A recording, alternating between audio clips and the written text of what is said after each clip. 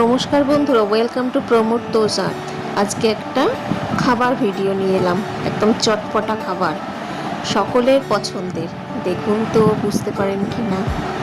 হ্যাঁ হ্যাঁ হ্যাঁ, একদম ঠিক ধরেছেন, দই ফুচকা।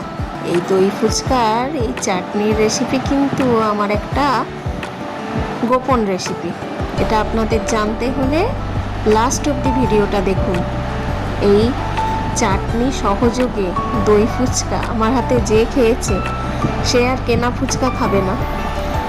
খুব তাড়াতাড়ি আপনারা বাড়িতে বানিয়ে দেখুন। আর এই দইটাকে আমি নুন, চিনি, একটু বিট লবণ আর ভাজা মশলা রেসিপি এর আগেও বলেছি, সেই ভাজা মশলা দিয়ে একটু ফেটিয়ে নিয়ে তারপরে একটুখানি জল দিতে হয়, একটু পাতলা করতে হয়। আর এখানে ইনগ্রেডিয়েন্টস ছোলা সিদ্ধ, মটর সিদ্ধ রয়েছে, আর রয়েছে বাদাম ভাজা, আর রয়েছে ধনেপাতা, টমেটো কুচি, শসা কুচি। এগুলো অপশনাল, আপনি টমেটো কুচি, শসা কুচি এগুলো না দিলেও দিতে পারেন। আর হ্যাঁ, সিদ্ধ লঙ্কা আর গন্ধরাজ লেবু। আহা হা হা, গন্ধরাজ লেবুর স্মেলটা জাস্ট ফাটাফাটি, আমি তো প্রেমে পড়ে যাই। আর এই দেখুন, ধনেপাতা ছোট্ট ছোট্ট করে কুচিয়ে রেখেছি, আর বিট লবণ, ভাজা মশলা, এমনি লবণ এগুলো রেখেছি।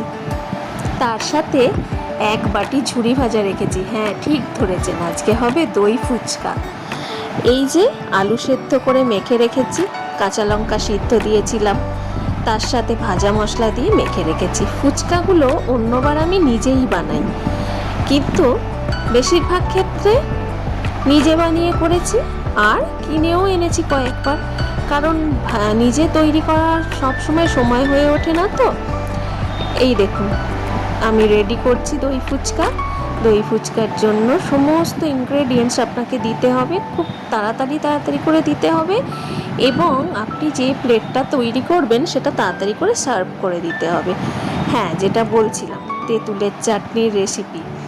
প্রথমে শুকনো লঙ্কা আর 5 ফোড়ন সর্ষের তেলে দিয়ে নেবেন। তারপর তেঁতুলটাকে কাঁচটা বার করে রাখবেন, বেশ খানিকক্ষণ ভিজিয়ে রাখলে কাঁচটা সহজেই বেরিয়ে যাবে। তারপর সেটা নুন, চিনি, বিট লবণ, ভাজা মশলা সহযোগে একটু গাঢ় করতে হবে, তবে খুব বেশি গাঢ় করতে হবে না। আমি মোটামুটি 30 জনের দই ফুচকা বানিয়েছি, তো এইটা অপর্যাপ্ত লাগে। এই চাটনি আর দই প্রচুর পরিমাণে লাগে, আর চিনিও প্রচুর লাগে। আমার এই তেঁতুলের চাটনি আর দইয়ের মধ্যে প্রচুর চিনি দিতে লাগে। যারা ভাববেন যে চিনি কম দিয়ে হয়ে যাবে, একদমই না, প্রচুর চিনি লাগে। আর আমি বলবো, চটজলদি ইভিনিং স্ন্যাক্স এবং হেলদি, বাচ্চার পক্ষেও ভালো, বাচ্চাটা লঙ্কা ছাড়া করে দিই, খুবই ভালো রেসিপি এটা।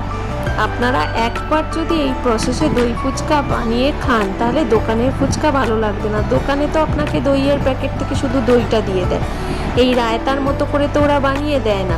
রায়তার মতো করে এইভাবে বানিয়ে দই ফুচকা, আর তার সাথে চাটনি। অনেক সময় বাড়িতে চাটনি না থাকলে আমরা সসটাকে শুকনো লঙ্কা একটুখানি ভেজে নিয়ে তার মধ্যে সসটা মিশিয়ে নিয়ে সেইভাবেও খেয়েছি। তবে বেশিরভাগ ক্ষেত্রে আমরা প্ল্যান করে করি এবং আগে থেকেই চাটনিটা বানিয়ে নিই। আমার স্কুলের হেডমিস্ট্রেস, উনি কোনো কিছুই সেইভাবে পছন্দ করেন না, খাবার দাবারের প্রতি খুব যে ওনার অ্যাট্রাকশন তেমনটা না, কিন্তু আমার হাতে দই ফুচকা খেতে খুব ভালোবাসেন। ওটা আমার একটা বড় অ্যাচিভমেন্ট। আমি স্কুলে বানিয়ে খাইয়েছি, আমরা সবাই মিলে স্কুলে যখন বানাই অসুবিধা হয় না, সবাই মিলে হাতে হাত লাগিয়ে করি, তো তাড়াতাড়ি হয়ে যায়। আপনারা একবার বানিয়ে খাবেন, আমাকে জানাবেন কেমন হয়েছে। থ্যাঙ্কস ফর ওয়াচিং, খুব ভালো থাকবেন সবাই।